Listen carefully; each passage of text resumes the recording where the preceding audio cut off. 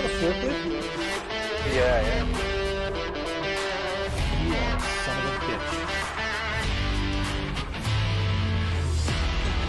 Un saluto a tutti.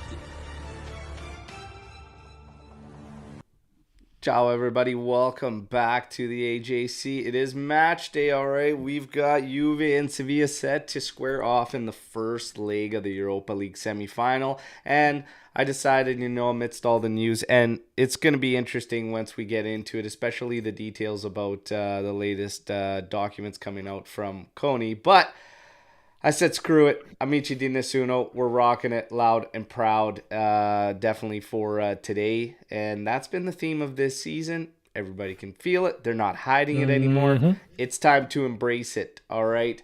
So I'm stoked to have Anthony with me here today. And every day he's here. I'm stoked. I shouldn't say just today I'm stoked that Anthony's here, okay? Oh, You know. I've been. There's some shows where you're like, oh man, you gotta get up for it. Not really in the mood. And there's other shows that you're really excited about, but then there's some shows that you cannot wait to do.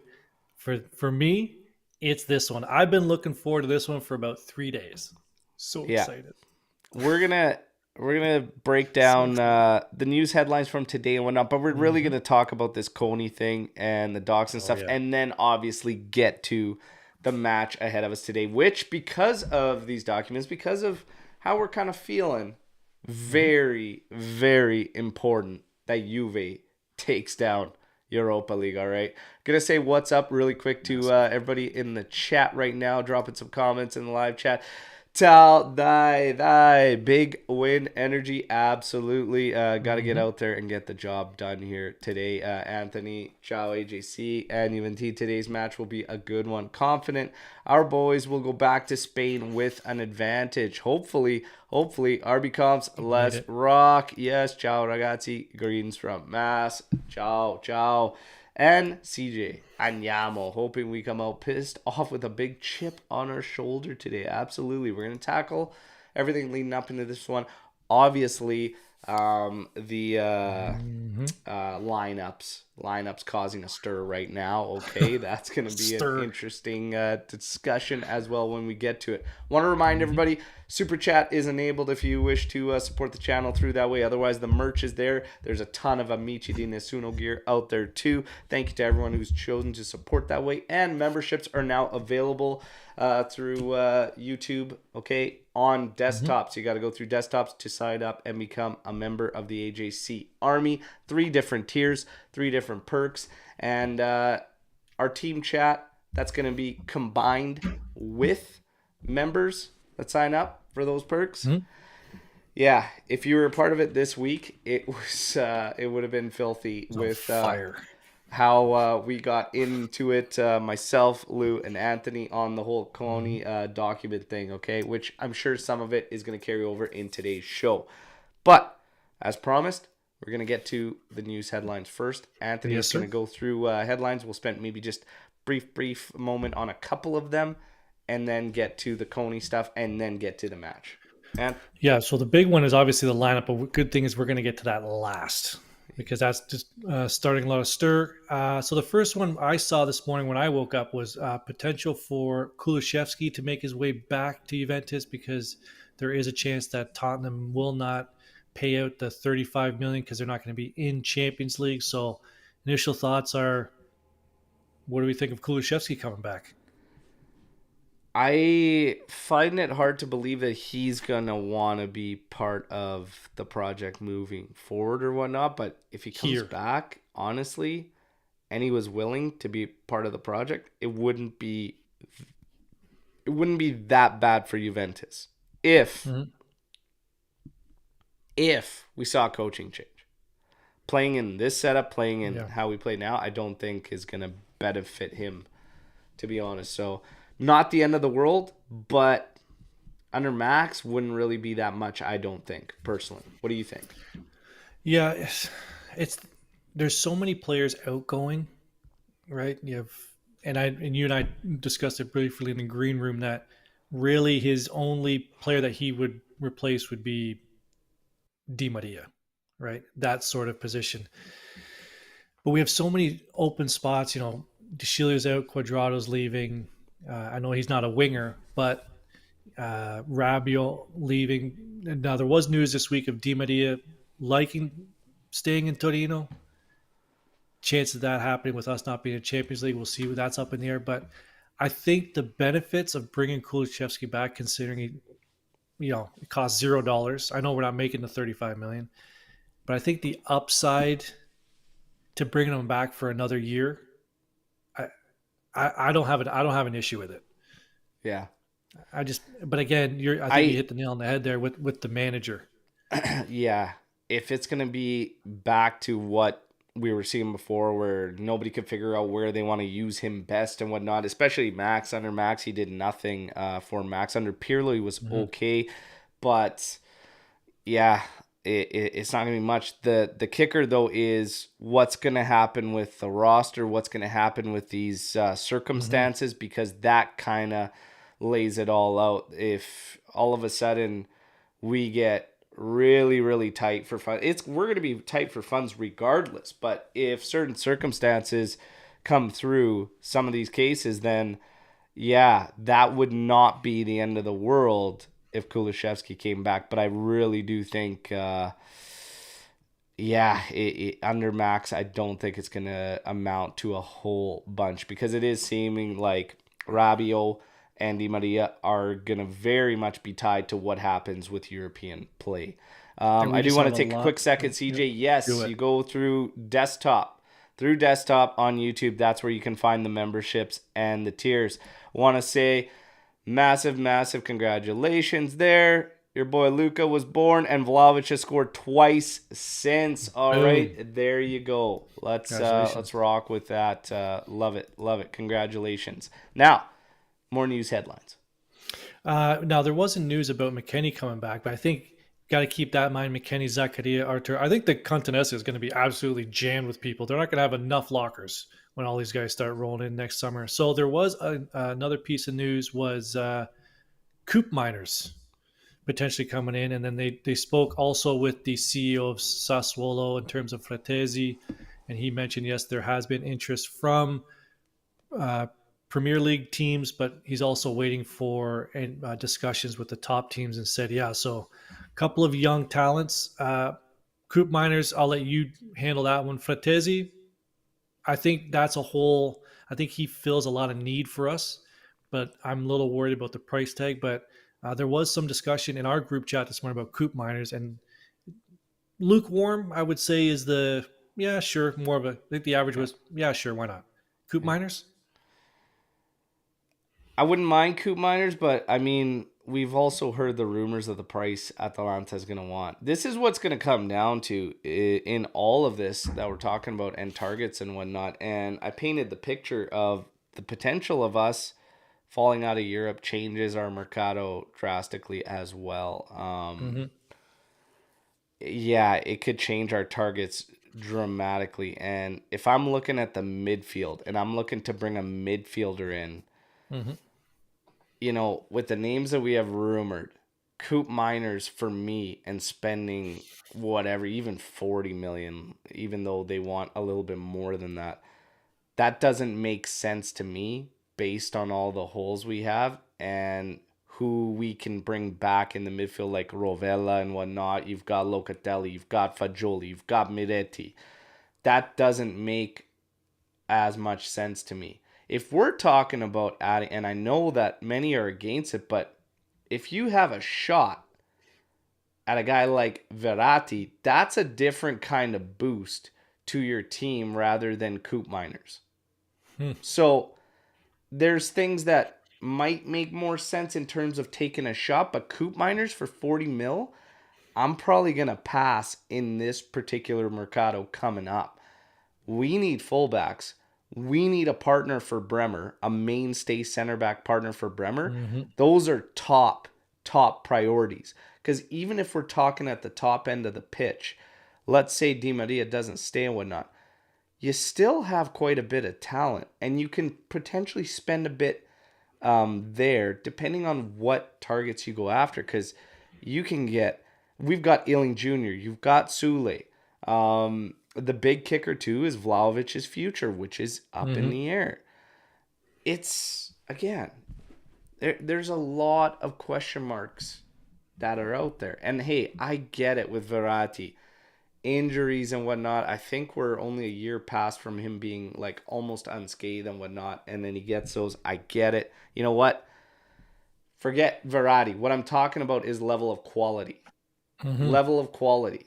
And nobody can deny that Verratti is miles ahead of Coop Miners. So for me, find somebody that's a boost like that if you're going to try and take a stab at adding to the midfield, because what these guys are going to do is take minutes away from the younger guys. And Mm-hmm. that might not be the play for Juventus. We might want these guys to continue to grow, especially if certain circumstances permit and come forth. It'll be better for these guys to grow through that. Yep. So that's just how I kind of feel about the whole thing. And I use Verratti because he's the latest in the news. Take Verratti out of it. Take some of the rumors about Luca Modric that were floating around there a month and a half ago. That's a hell of a boost. That's the kind of boost. Okay, we might take a stab at it or whatnot, but again, the circumstances kind of dictate everything. Because Mm-hmm. if you're not in a real win it now moment across all three fronts, does it make sense? You might be better off growing with the young guys. That's all I'm saying.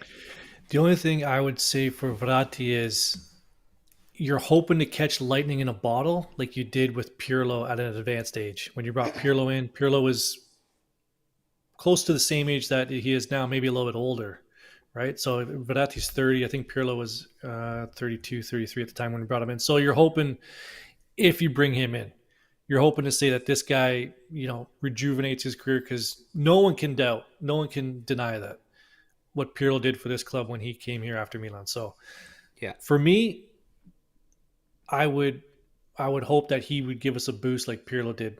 Do we have the lineup to do it? Do we have the coach to do it? Do we have the system to do it? Still up in the air. I think that's the big issue with that one. In terms of other news, again with the SMS coming in, you want to know? I'm not really going to give that one the time of day until we actually see some, I'm done with that guy. some rubber on the field. Yeah, I'm done with that guy. Um, yeah, yeah. The same thing kind of stands for me, and what dollar value you're going to spend and doesn't make sense. Like the other positions have to come into play. I know that some people are center like, "My back, God, you could fullbacks. get SMS for 40 million. It's a steal." Not if we're going into another season with no true partner for Bremer. Not if we're going into another season with soft Sandro. fullbacks. Like, no, it's gotta make sense. It's gotta make sense. We gotta stop chasing certain targets and forgetting about the priorities, which I think we can all agree to some point has been the case for a few years at Juventus. So Yeah. So the and again, you've said, I don't know how many times you've said this, but Romeo Gresti and Mirko Di Natalis both have said it's going to be a light summer, right? yeah, So we have Cambayasso at the back. We have Cambayasso. We have Barbieri. He's played all right. De Winter, I'm not sure what that status is, if he's going to stay at Empoli or if they're going to recall him. So there is there is an excuse to be made. Hey, we can spend in other areas because we have players that can potentially fill holes, but money has to be spent at the back. I think we've done well with the young boys in the middle. They've blossomed really well. Fagioli, Meretti, and Barnechea. We can't forget about that kid. He's played okay since he's come in. Just way too many holes. Way too many holes yeah, that let's focus. I think you have a good call to that. Center back, fullbacks. Let's just focus there. yeah. Crying out loud. Already Focus with the there. scores. Let the mids keep growing, and we go from there. Mhm. These guys are already coming in with the who's Mario? Come on, bud. Anyways, all right. Do you want to get into it? Are you ready for this? Other than that, in the news, really, it's just the line. The new jersey that's going to be displayed on Sunday. I The like one it. that we've It'll been look reporting it'll for a look while. better on and whatnot. I think people are blown away by the yellow because it's laid flat in most photos and whatnot. But I have no problems with it.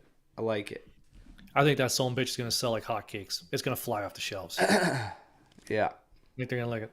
So this has been a topic of discussion all week. So the Coney ruling came out on Sunday, Monday.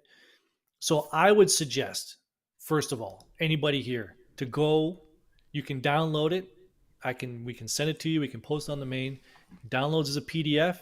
You export it to a Word document and you can translate it into any language you want. The way it's written, Berto, kind of wordy, lawyer-y wordy, but I think anyone can sort of get the gist of it, right? If you read it. Yeah, you can kind of sift through the legal jargon there and mambo jumbo and get to the goods.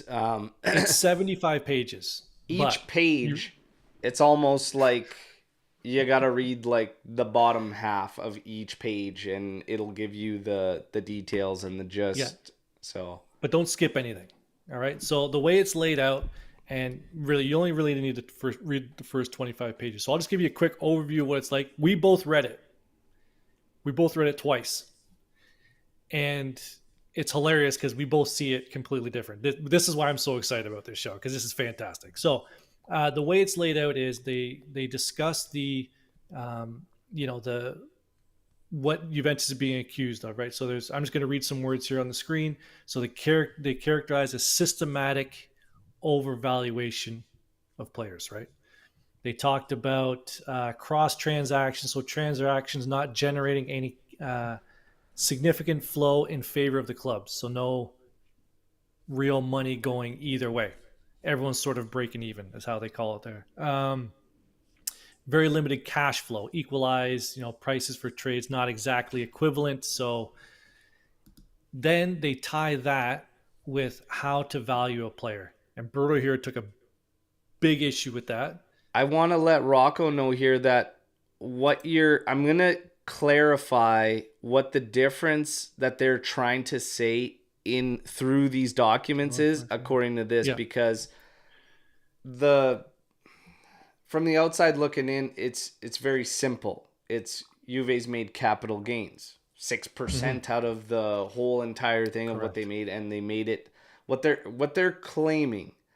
Okay, and I do have a major problem with it. Okay, is that there is legitimate capital gain and non-legitimate capital gains. That's what they're claiming. They're claiming that how they claimed those capital gains is not legitimate. That is what they're trying to say. And you bet your ass I would be fighting that because for me, again, and this is the problem I have, and I get, because they use wiretaps in this document a lot, okay? A lot. They've got wiretaps. We've heard them all over the months. Essentially, this document is giving you a rundown and a timeline of how things went down.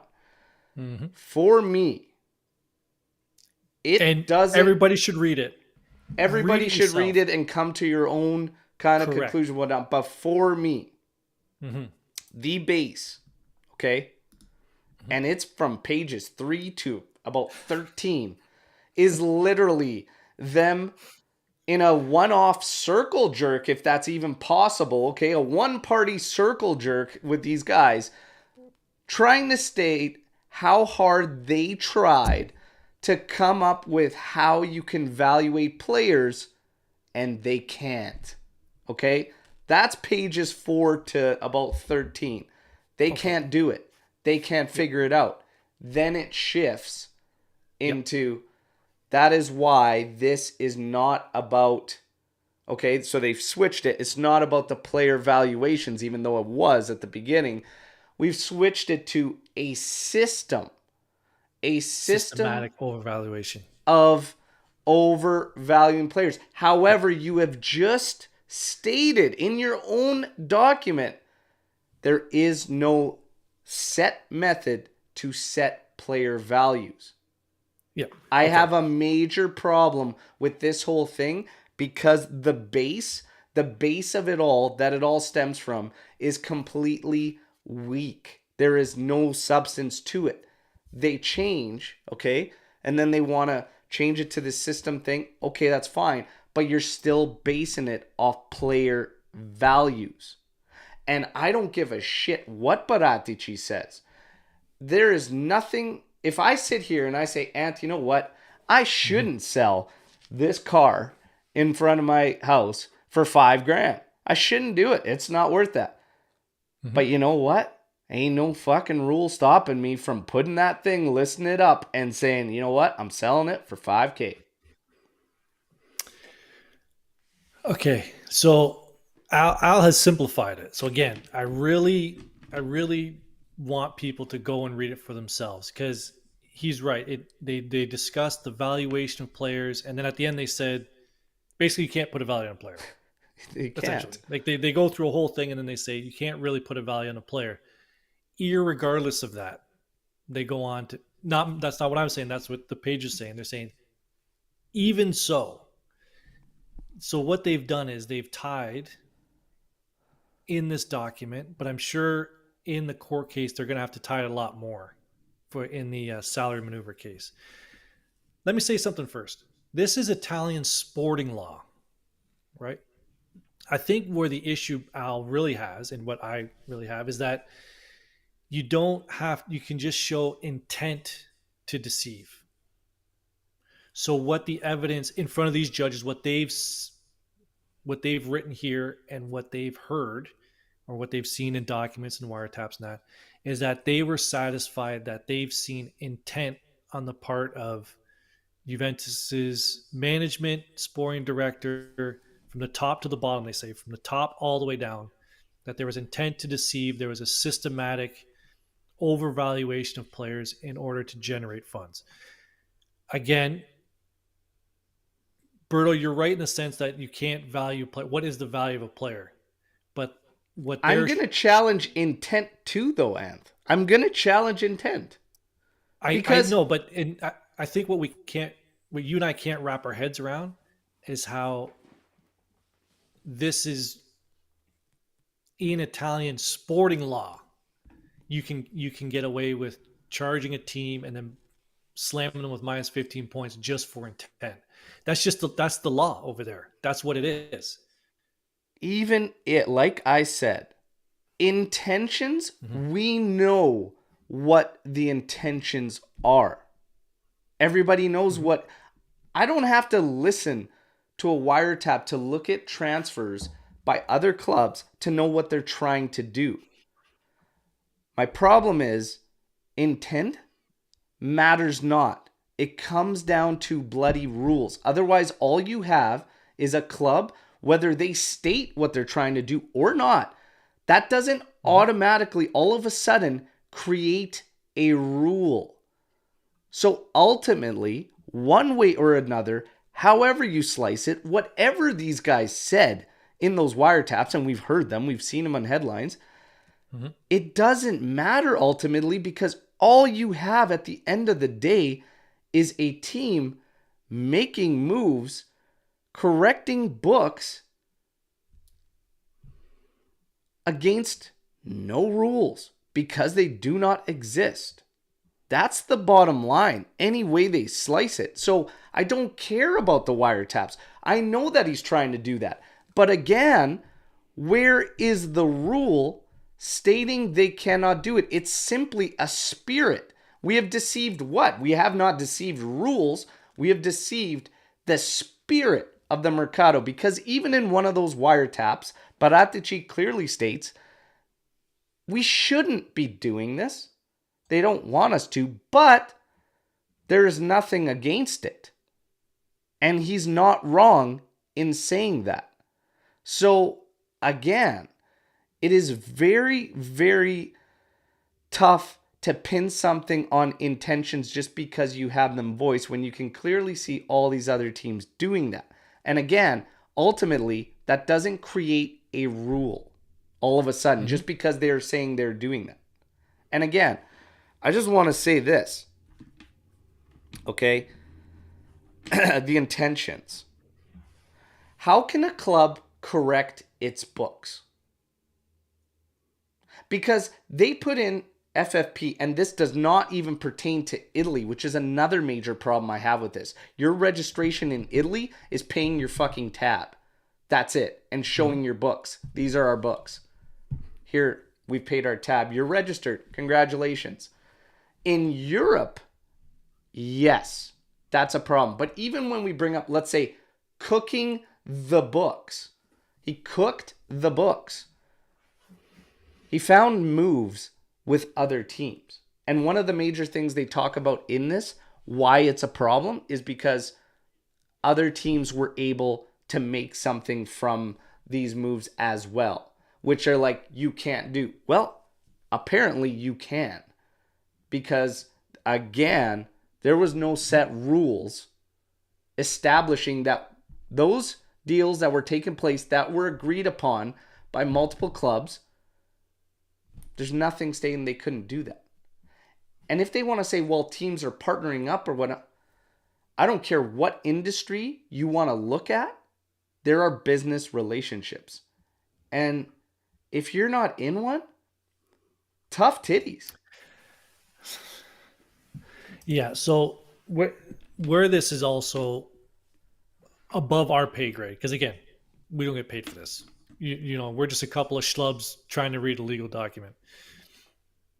Again, everyone should just read it for themselves. So it's essentially what it tries to do is it ties the value of a player to the phone taps to the financials, right? And it's like the holy trinity it's trying to do there.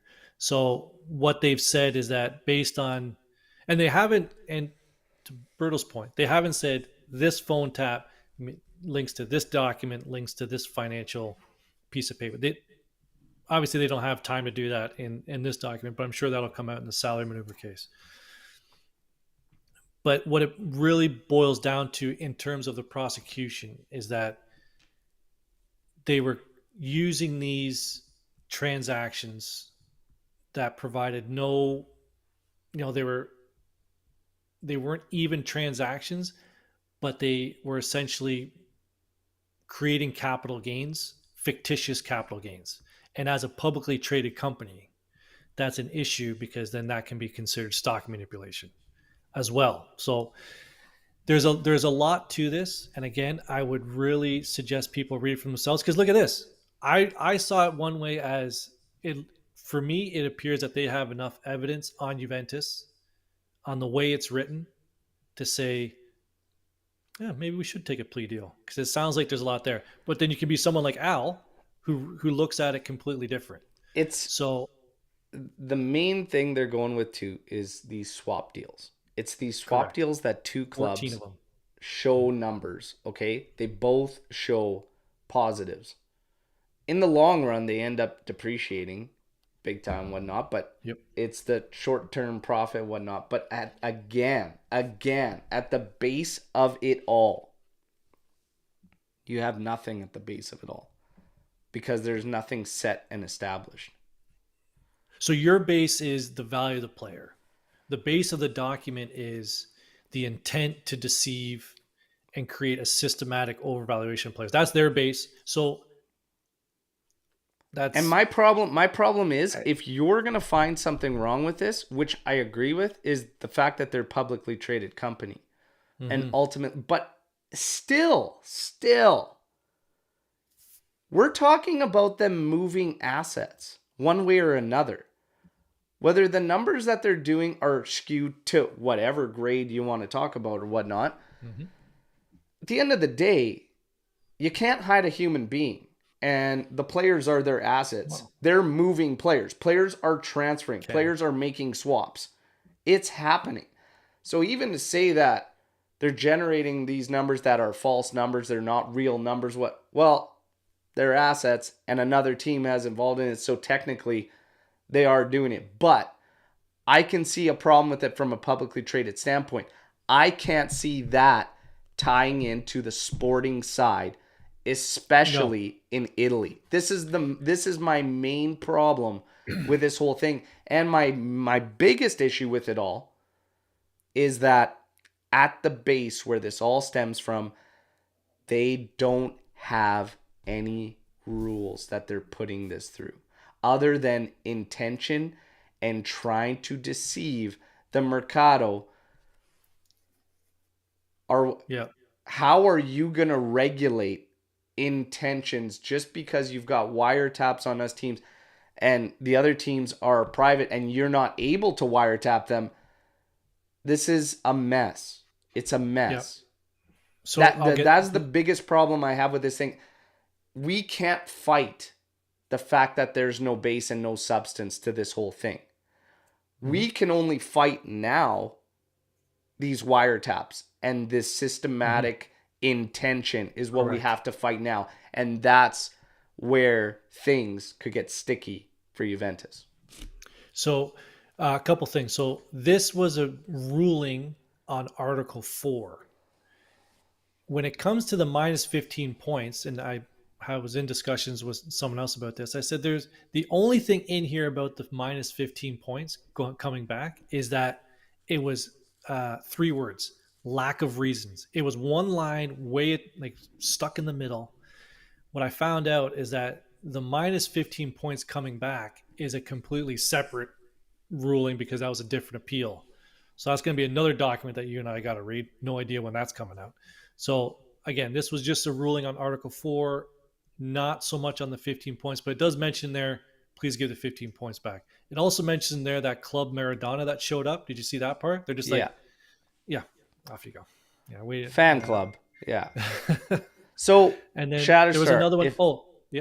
If two teams are colluding to artificially bloat the books, then both teams need to be held liable. You can't just go after one single club. Okay, I was just supposed to get to this. Excuse me. Again, tying into a systematic intentions of deceiving the mercado. The reason those other clubs were separated is because of one-off dealings or a couple dealings. Like there was no consistent down the road. It was always these teams associated with Juventus, and that is what had those other clubs with the transfers that they're looking at in question. That's what had them removed. Okay? And there's only one club that they had suspicions of having an issue on the other side, and that was Genoa. They bring that up. Sorry, my phone's binging here. But it also mentions in there, it was kind of funny because it said it in legalese. It said, yeah, but Genoa wasn't helping us out, so we don't have evidence on them. But there is suspicion on the part of dealings with Genoa. That's why you saw in the news maybe about a month ago, the prosecutor's office, I think they went after Genoa's books. So there's that. So yes, people ask, why didn't they go after the other teams? I'll just say it there perfectly. There's not enough evidence, either because they're private companies or just the way the transactions are set for the prosecutor to go after the other teams in the deals. Yeah. And like I said, and then we just heard yesterday, the 22nd will be the ruling on the next phase of if it's going to be a point deduction. Again, our summer is tied to this, like our summer transfer market, players staying or leaving is tied to this. All that matters is between now and the 20. How many games do we have between now and the 22nd? I think we have a game on the 22nd. So 2 games we have 4 games left. They all have to be wins. All got to be wins. Essentially, like right now, it's very, very sticky situation for Juventus. All right. Al is stewing over there. Look at this guy. Just get the carrots and potatoes. This guy is at the base of it all. Even when we talk about teams like colluding to cook the books, or like, what is this? This is the part that everyone needs to kind of grasp as well, is that these are free and open dealings. In its own nature, you can't regulate these things. Like, it is completely at the club's discretion what they agree to and what they don't agree to. And this is what pisses me off the most. Even to sit here and say these two teams are doing this, that's fine. Let them do it. Because there's nothing stating they can't. Nothing. You can't say in one breath free and open dealings and have teams that are doing what they're doing, okay, correcting their books, because how is any team going to be able to to fix their books other than moving assets? It's the only way they're going to do it, because players at the end of the day are the only thing that they see the full amount from.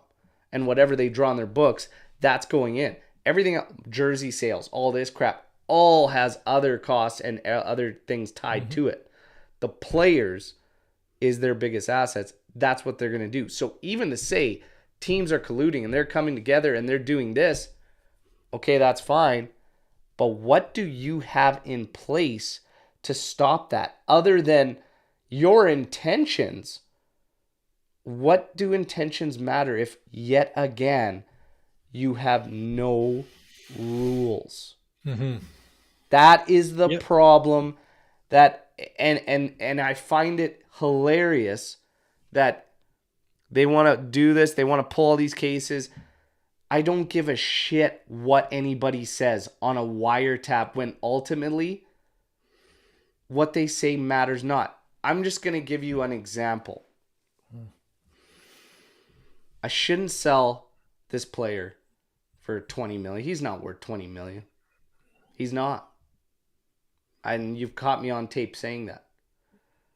But, we're going to make this move with this team. We're going to pull in this guy. We'll both show some positives on the books. It's going to be, it is what it is. We'll just make this work.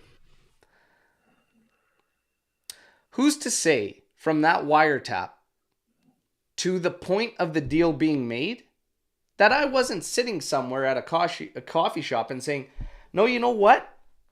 I changed my mind. That's a good deal. I actually look at this deal. I think it's a good deal. I think it's right. I think the values are right. What gauge are they going to pull out to prove that I didn't have a change of mind and believe that this was a good deal? Yeah, and that's why the Juventus lawyers are going to be full gun on that stuff, right? What's the context? Right, they're going to try and like this is my point, is that none of that or what they say or it matters not, because at the base, look, going against spirits frowned upon. Period. Rules being broken is what leads to punishment. Period. Punishment without rules is wild. Yeah. Italy for you. Yeah. So again, this is what everyone has to understand, is that this is their legal system at work. If you're trying to apply it to your own legal system wherever you live, good luck with that. You're just going to get yourself really frustrated. So always keep, and I'm talking to you, Berto, always keep that in mind, that this is their legal system, and that's just the way it is. They can charge a team on intent. Now, there's a bunch of questions in here. I get it. I fully get it. But yeah, it doesn't change how I feel. And that's what yourself and Lou weren't really grasping in that chat. Yeah. Because I fully understand where this is heading. I fully understand what's going on and what we can and what we can't fight. But it doesn't change how I feel about what's going on, how they run their shit there. Because if that kind of crap was running out here, we know exactly how it would end. And it would have been done months ago. Yeah. I wouldn't have even, I don't even think it would have made it to a courtroom over here. It wouldn't have even had the time of day. But here we are in Italy, and this is what you have. Now, questions. Which questions were you eyeing up here? Well, I just saw here, Animesh put out here, Milan and Inter were found guilty of false plus influenza between 2004 2010. Sure, right. That was an entire human being's lifetime ago. And so much could have happened since then. So who knows? But I mean, that's precedent. Is it a witch hunt? It is. That's precedent. Is it a witch hunt?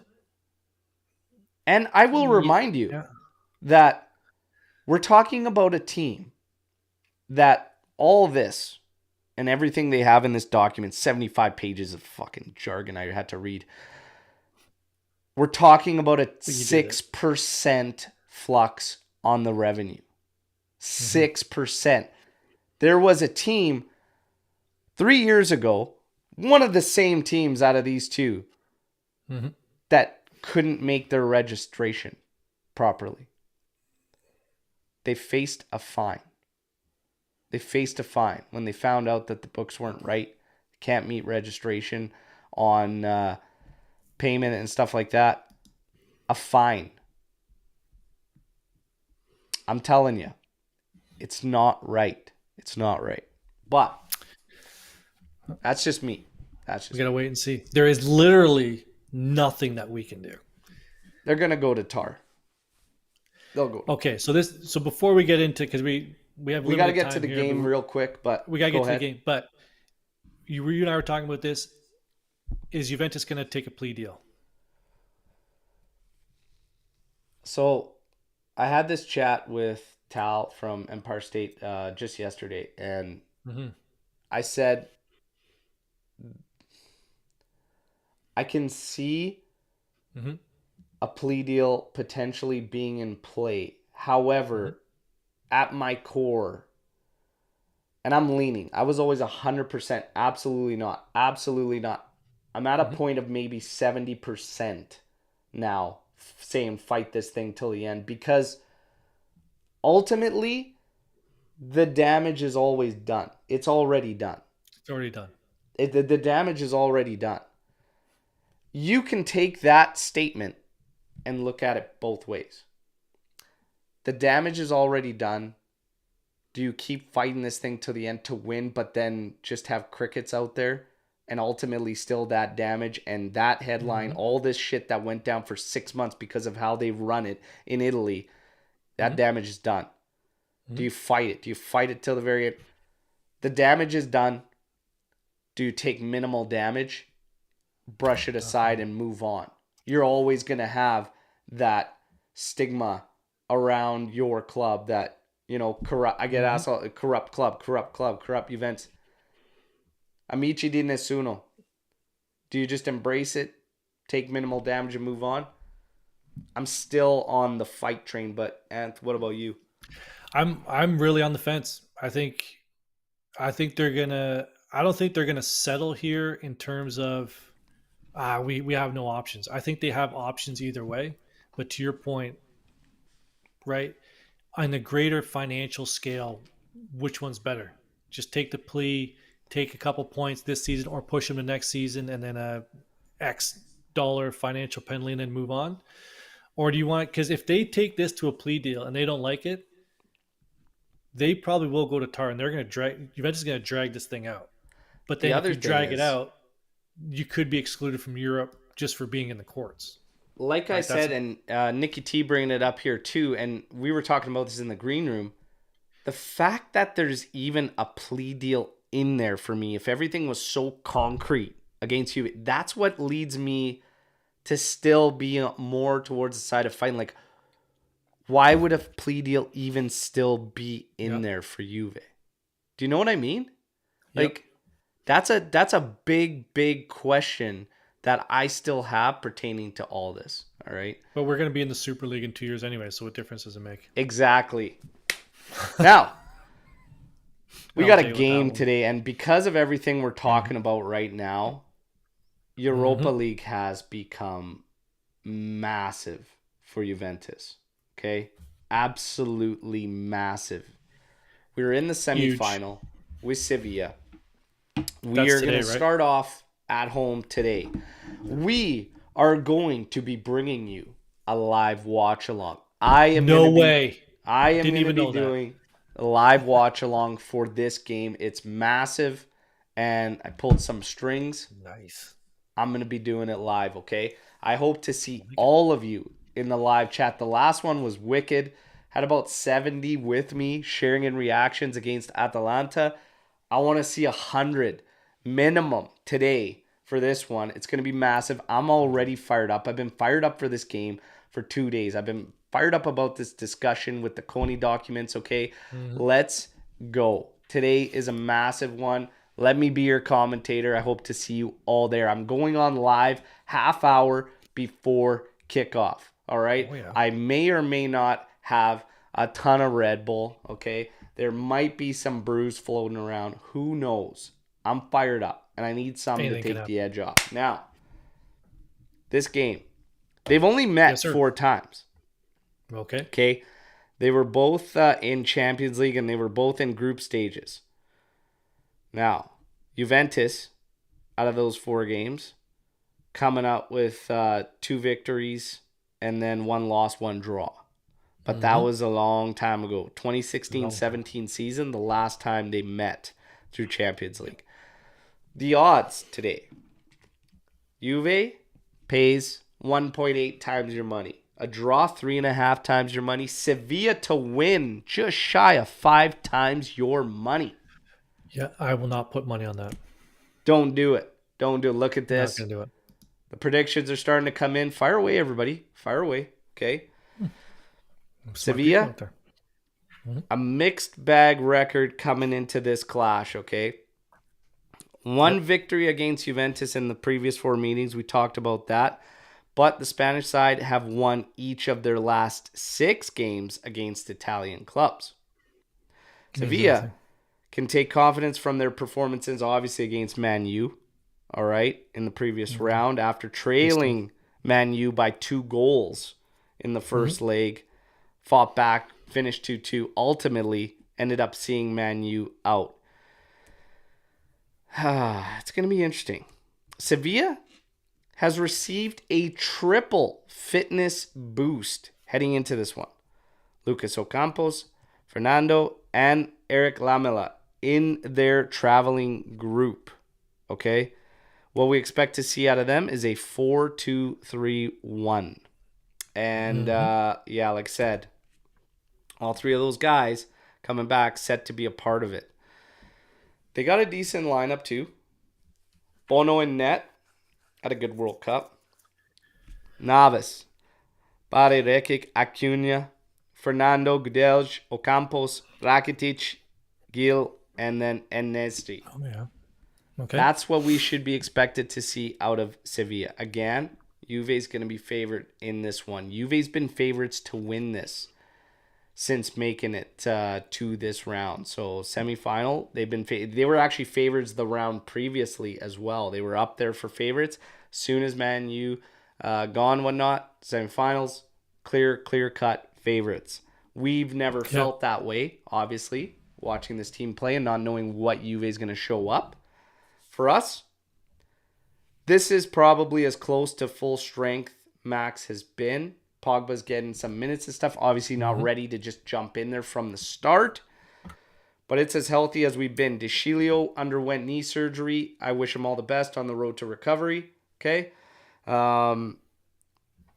Szczesny. Quadrado. Bonucci. Danilo. Sandro. Locatelli. Rabiot. Miretti. Di Maria. Kostic. Vlahovic. Rumored to be a 4-2-3-1. Anth? Okay. Am I delayed? Is my thing glitching? No, you're fine. I can't really tell. You're fine. You're good. Okay, good. So just getting to Sevilla really quick. Since they fired their manager in March, there are 6 wins, 2 draws, and a loss. 3 wins in their last 4. Currently 11th in their league, minus 8 goal differential. So that's a bit of a boost for us. 6 games in Europa League, 10 goals, 4 or 5 against. So a bit of a flip-flop from the La Liga. We're currently 9 goals, 2 against. 6 of their 10 goals in Europa League have come from inside the area. So got to button up that a little bit. They average 45.7% possession in Europa League. So they're not, massively possessive team. Again, we're at 49%. So I look to that to be pretty even. They have 3 clean sheets and we have 4. So the stat line, the money lines are showing us as big favorites. I don't really see us as big favorites, but getting to our lineup, I think those money lines are going to move. So if you want to put your money on Juve to win, probably wait till closer to game time because I think those odds might be a little bit more in your favor. Bonucci at the back, there's a big issue. I don't really have an issue with the whole lineup other than who's going to be playing at center back. I know initial calls is Bonucci in there. I don't really get that one. I thought Rugani played well. Again, I don't know Sevilla enough to know who their attackers are because Rugani Yeah. did a great job. I don't know if they have a big, strong attacker like Atalanta had, which suits Rugani's game. I'm not sure what type of opponent suits Bonucci's game.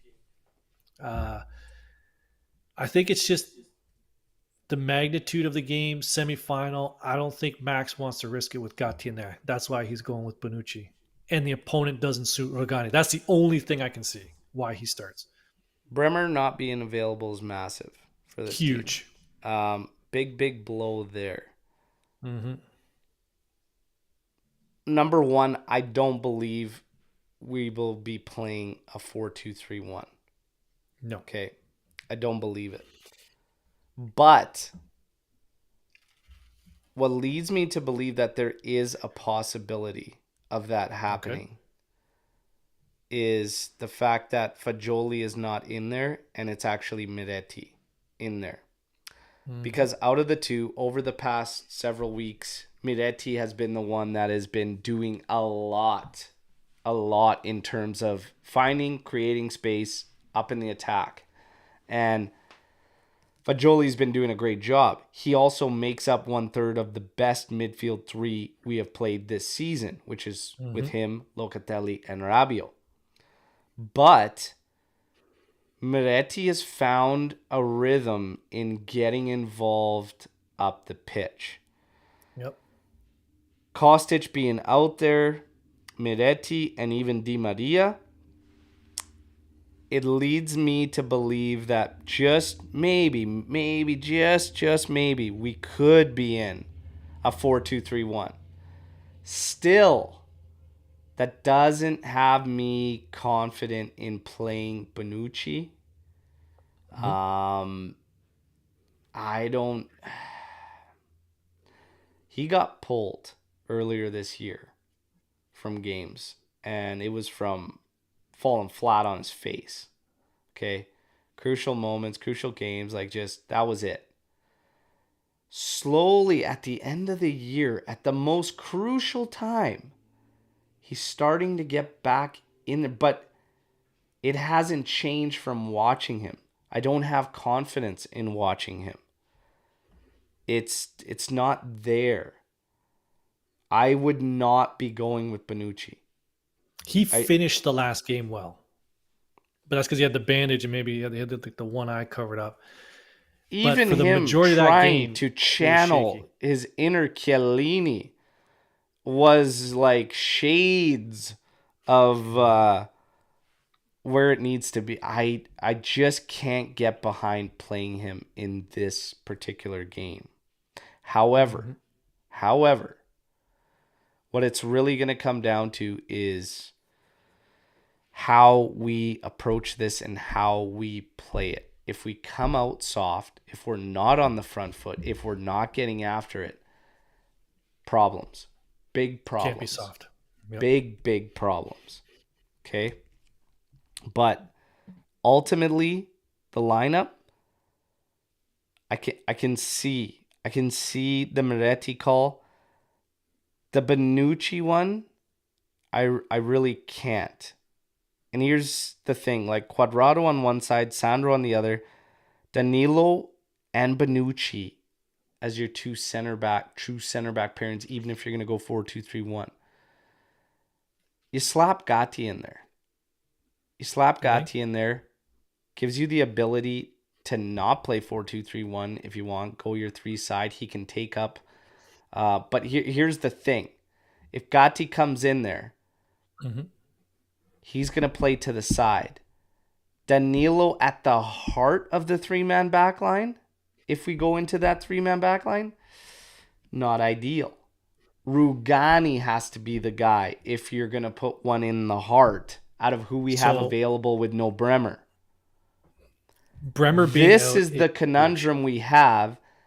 This is why I don't actually believe we are playing a four-man back line going 4-2-3-1, but it could happen. They don't call him Mad Max for nothing. And all I I don't have to see. say is this. Yeah, One I way or don't see another, that. get the damn job done. I don't see that drastic of a lineup change for this game. Going like we're rolling into 3-5-2. We've tried the 3-4-3 twice. I think we started with it once and then we moved into it in a game. I think in Napoli game we moved into a 3-4-3 or started with it. But moving to a 4-2-3-1 at this stage, this late in the year in a European semifinal, hey, you want to know something? It's got one element, if he Max was team. going to do it, something I've been calling for a while, and that's have your two base midfielders and play one centrally above the other two. If he does that today, I think we could be very, very good. And if he makes it Miretti, I think it could be very, very good for Juventus. If he tries to play this in a different manner and tries to make it a 4-2-3-1 on ball or whatever and takes him from one of the Mezzala roles, that's going to be messed up. That's not how you truly create that 4-2-3-1. It's going to be interesting to see what happens. But some shouts for Illing Jr., who's on the bench, obviously, after his round. Kostic. We talked about this. So. Max will go with his guys and who he feels most comfortable with. Kostic has just had the benefit of playing a shit ton this season. Mm-hmm. And Illing Jr., until gets those reps in there, will have some question marks. It kind of just is what it is, right? But Kostic is going to start there. We said that over the weekend. It's time to put European game. Our money where our mouths are. Prediction challenge. Final score, 2 tiebreakers. Anth, you're up. Here we go. Okay, so goal scorers anytime if you want some money line. So Dusan's plus 155, Milik 185, Kies is plus 200. My actual parlay bet, and this will also be my predictions, is Juve 2-0 win. Saw that before the lineup, but hey, 2-0 win. I have a Dusan goal. I added in a Fagioli assist, but he's not starting. So can I, for my prediction challenge, say whichever one starts, Miretti or Fagioli, one of them get an assist? No, you're stuck with Fagioli. Damn it. Okay, so Fagioli assist. Okay, so so one of those two assisting. But only if whichever one starts. If they come off and the other one assists, that doesn't count. But for the prediction challenge, whoever starts of those two. But I also have over 4.5 corner kicks. So 2-0, Dusan, Fagioli, over 4.5 corner kicks. That's my prediction for today. My prediction, I'm going 2-0. Mm-hmm. I'm going to get a goal from a midfielder. Okay, so one of the three that starts this game is bagging a goal. Okay, vague. I have a feeling Locatelli gets one this game, but I'll just say a midfielder gets a goal. Okay, that's a half point. Shut up. Damn it. We got 3 guys to choose from. Like, what are we even talking about here? Anyways, do it. You do you. You do you. I'm going to pick anybody other than Dusan to get a goal today. Oh, okay. You're going to talk shit after just having said, whichever one of the guys starts is going to get the assist. Is going to get an assist. That's 2 guys. And I said one of our midfielders scores. I don't know. It could change what midfielder starts. 2-0. You just said, assist. Fagioli, Miretti. Whichever one starts. Whichever one starts could get a goal for you, because I'm calling the midfielder goal. Come on, you horse's ass. God damn 2-0. Get out of here. So we're both going 2-0? 2-0. 2-0. And you know what? Okay. The live chat was 2-0 seems to be what everybody's feeling today. We saw a couple 3-0. Saw 3-1 with a Dusan hat trick. I will say one of those 2 goals. So like I said, one coming from a midfielder, but Vlahovic gets on the score sheet today again. Okay. So mid, Vlahovic goal, and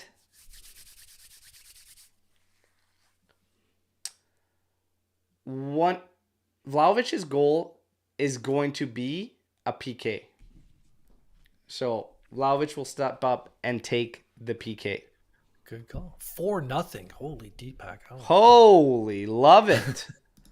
Let's go. Right after following up Dell's 1-1, we get the 4-0 bomb. Love it. Love it. Leo coming in here. 2-1. There you go. There you go. All right, everybody.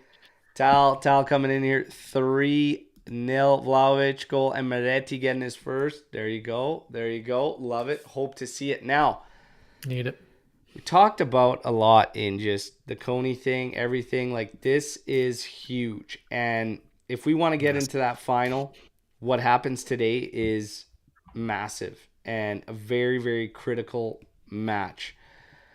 I'm already jacked up. I'm going to be back here at 11:30. I hope to see you all there. That's 11:30 my time.